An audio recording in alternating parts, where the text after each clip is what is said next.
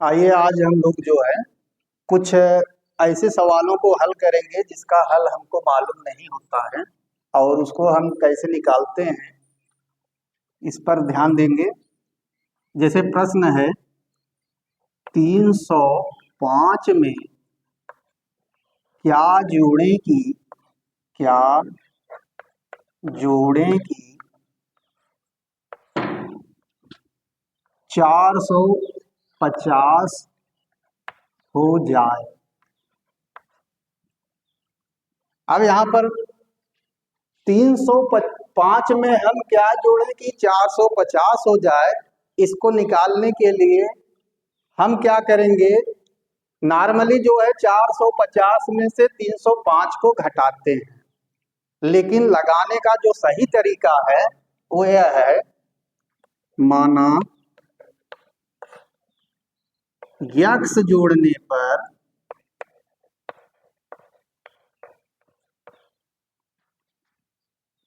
450 हो जाएगा।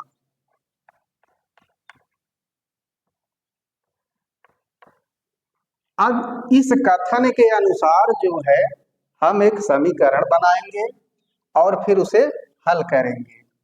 तो कितना था प्रश्न में, 305 में क्या जोड़े, क्या जोड़े का मतलब यक्स जोड़े, यक्स जोड़ने पर 450 हो जाएगा।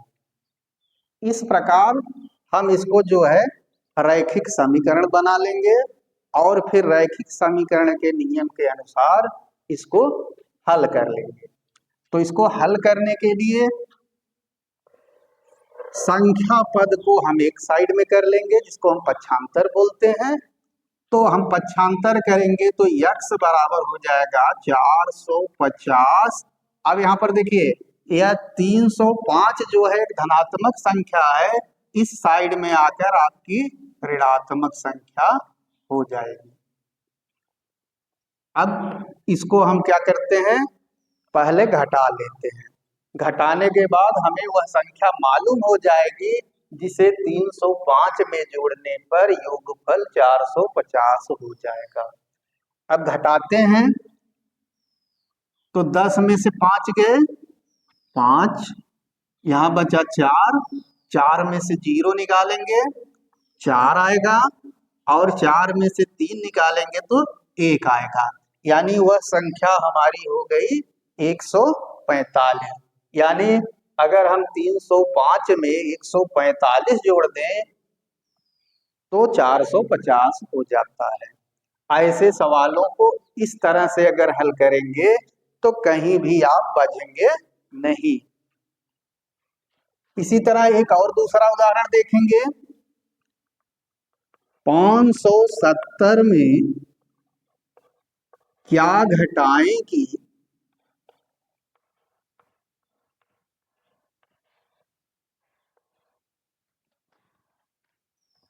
205 हो जाए।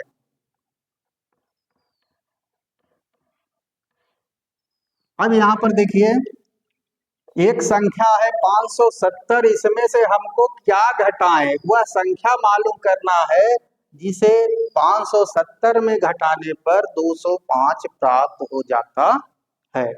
तो इसके लिए सबसे आसान तरीका, माना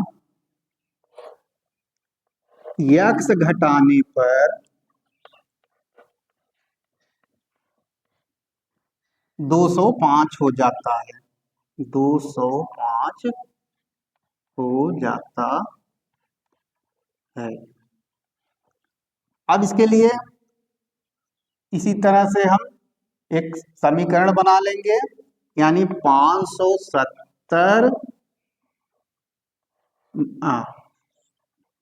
570 माइनस यक्स बराबर 205।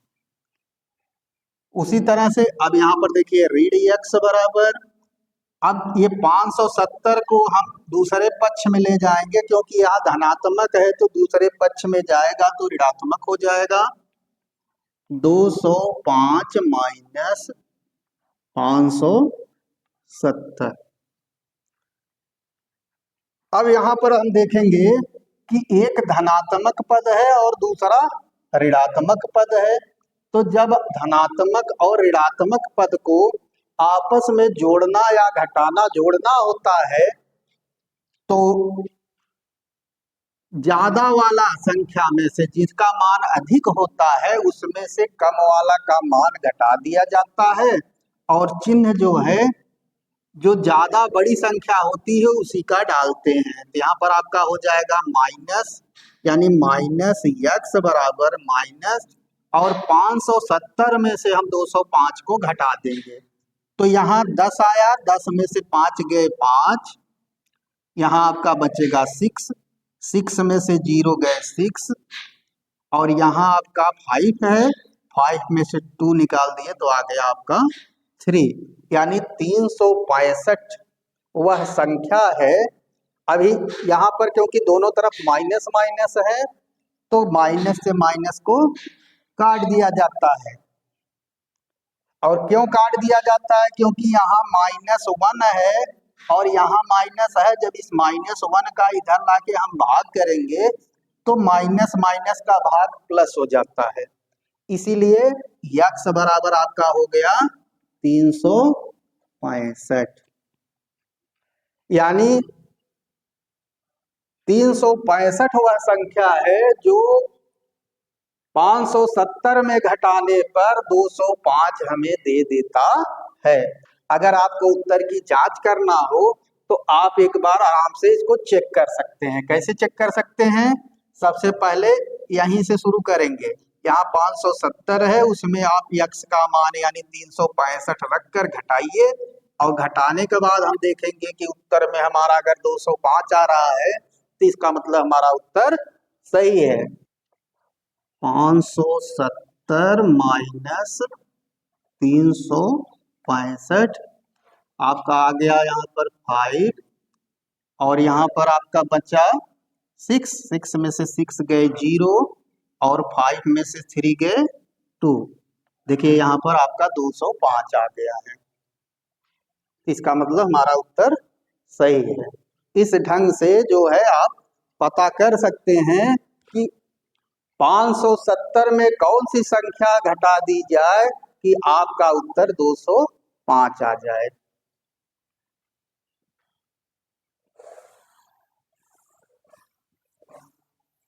ये तो रहा आपका जोड़ और घटाना के लिए।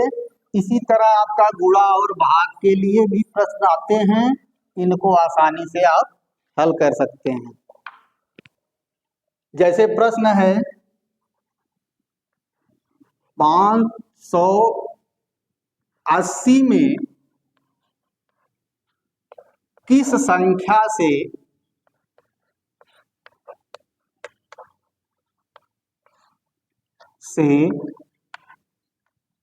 भाग दें कि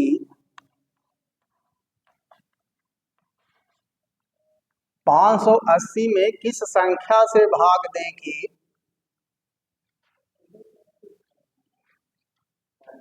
145 आए, यानी हमें वह संख्या ज्ञात करनी है जिसका भाग 580 में देने पर हमें 145 प्राप्त हो जाता है। इसके लिए फिर उसी तरह से माना यक्स से भाग देने पर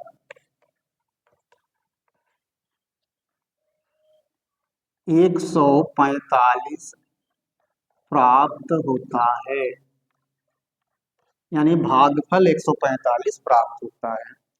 इसी तरह से प्रश्न को लिखेंगे 580 भागे यक्स बराबर 145, यानी 580 में अगर हम यक्स का भाग देते हैं तो हमें 145 प्राप्त हो जाता है। इसके लिए अब यहाँ पर क्या करेंगे, 580 बटे यक्स बराबर 145, यानी 580 बटे यक्स बराबर 145। अब यहाँ पर ये 580 को अगर हम इस तरफ लाते हैं तो इसको इस ढंग से लिखेंगे 580 गुणे 1 बटे यक्स बराबर 145। अब यहाँ 180 का इसमें गुणा किया गया है तो इस साइड में लाकर क्या करेंगे, भाग कर देंगे, तो हो जाएगा 1 बटे यक्स बराबर 145 भागे का मतलब होता है बटे 580। अब देखिए यहाँ पर क्योंकि दोनों तो साइड हमारा बराबर है तो हम ऐसे तिरछे तिरछे गुणा कर लेते हैं, तब यहाँ को आ जाएगा आपका 145 यक्स बराबर 580 यक्स बराबर। अब यहाँ पर देखिए यक्स का 145 में गुणा किया गया है, जब दूसरी साइड में ले जाएंगे तो 580 बटे 145। अब यहाँ पर भाग कर देंगे तो यक्स बराबर 4 आ गया, यानी 4 वह संख्या है जिसका हम 180 में भाग देंगे तो 145 प्राप्त हो जाता है। तो कहने का मतलब यह है कि भाग के ऐसे प्रश्नों को आप इस तरह से करेंगे तो आसानी से आपको प्राप्त हो जाएगा। अगर उत्तर की जांच करना है तो 580 में आप 4 का भाग दे दीजिए और देखिए आपका उत्तर 145 प्राप्त हो रहा है कि नहीं। तो 4 एकम 4, यहाँ बचा 1, उतार लिए 8, 4 चौक 16, यहाँ पर आपका बचा 2, उतारे 0, 4 पंजे 20। अब यहाँ पर देखिए 145 145 बराबर आ गया, इसका मतलब हमारा हल सही है।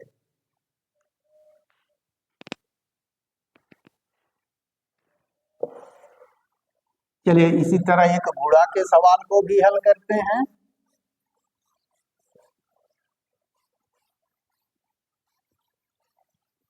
ऐसे प्रश्न जो है आपके कंपटीशन वगैरह में बहुत आसानी से आप हल कर सकते हैं। जैसे 350 में किस संख्या से गुणा करें कि किस संख्या से गुणा करें कि 7000 हो जाए, 7000 हो जाए। मान लो इस तरह का प्रश्न अगर कोई आ गया है तो इसको हल करने के लिए हम उसी मेथड का इस्तेमाल करेंगे, यानी समीकरण बनाएंगे। माना यक्स से गुणा करने पर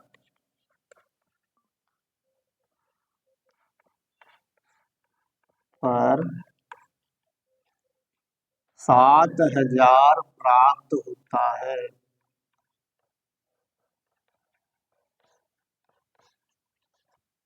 ठीक, अब इससे हम एक समीकरण बनाएंगे, यानी 350 गुणे यक्स बराबर 7000। ठीक, अब क्या यहाँ पर देखिए यक्स और 350 का आपस में गुणा किया गया है, जब हम पक्षांतर करेंगे तो 350 का इधर लाके क्या करेंगे, भाग कर देंगे। यक्स बराबर 7000 बटे 350। अब यहाँ पर 0 से 0 को काट दिए, 35 से कट जाएगा, 35 दूना 70, यहाँ एक 0 बचा, यानी यक्स बराबर आपका आ गया 20। यानी 20 से गुणा करने पर 350 में हमें 7000 प्राप्त हो जाएगा। अगर उत्तर चेक करना है तो आप 350 में 20 से गुणा कर लीजिए, आपका 7000 आ जाएगा। यानी 350 गुणे 20 कर लेंगे, 1 0 2 0, 2 पंजे 10 की 0 और 2 तिहाई 6 7। देखिए आपका 7000 आ गया। तो इस मेथड यानी इस तकनीक का प्रयोग करके आप उन संख्याओं को आसानी से प्राप्त कर सकते हैं जो आपको मालूम नहीं है। धन्यवाद।